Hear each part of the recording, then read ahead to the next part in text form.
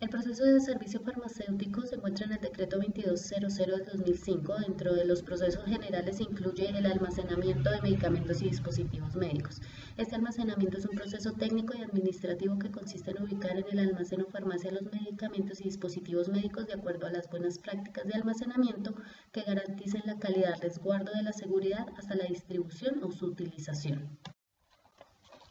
Consta de cuatro etapas de recepción, almacenamiento, control de stock, embalaje y entrega. Dentro de la etapa de recepción está recibir los documentos de adquisición o envío, recibir los bienes, inspeccionar y verificar, suscribir documentos, registrar los datos de ingresos, suscribir documentos, registrar los datos de los ingresos, identidad, cantidad,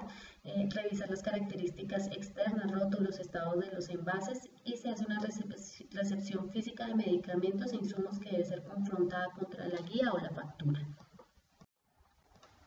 En la etapa de almacenamiento, los objetivos principales son conservar los medicamentos e insumos en las condiciones adecuadas, aplicar las buenas prácticas de acondicionamiento y disponer de existencias para atender oportunamente las necesidades. Los pasos recomendados son acondicionar el lugar de custodia,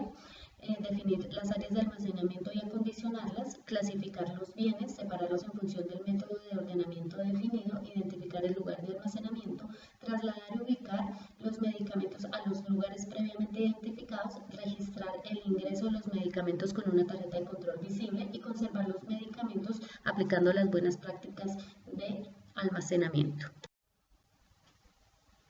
Sistema de ordenamiento se puede realizar por forma farmacéutica, ya sea en tableta, ampollas, jarabes, entre otros, teniendo en cuenta que los frascos y las ampollas se ubiquen en zonas bajas, por orden alfabético, por acción farmacoterapéutica.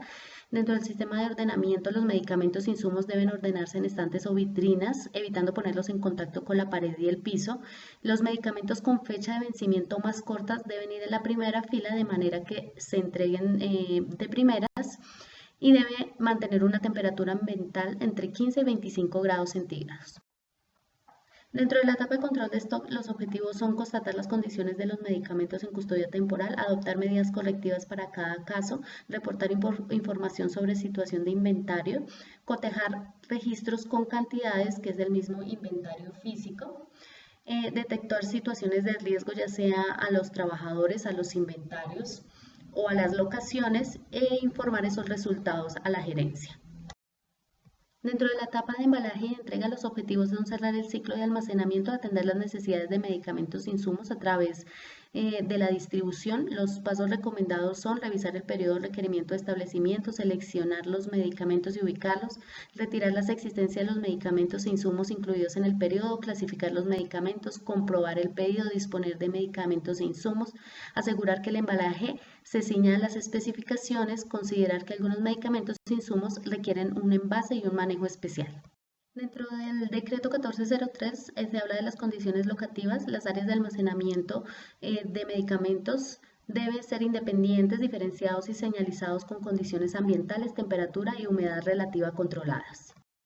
También se habla de los criterios de almacenamiento. Los dispositivos médicos se almacenarán de acuerdo a la clasificación farmacológica, ya habíamos hablado de eso, en un orden alfabético o en cualquier otro método, y el sistema de segregación, que nos habla de garantizar que el primero que se venza sea el primero en dispensarse.